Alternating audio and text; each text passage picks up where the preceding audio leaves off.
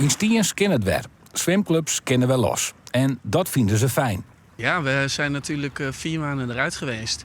Dus voor de zwemmers is het heel fijn om eindelijk weer een beetje het watergevoel op te pakken. Dus het was fris, maar ze hebben het volgehouden. Dus het ging hartstikke goed. En ook de recreanten. De temperatuur van het water is 21 graden. Dat is koud, want gewoon wij is het 24 graden. Maar dat geniet je de zwemmers. Heerlijk, ja. En naar december ging het zwembad dicht. Dus ja, het is wel fris, maar we hebben het er wel voor over. Ja, dit is een boost voor mijn gezondheid en een boost voor mijn stemming. Ik ga me hier veel beter van voelen in alle opzichten.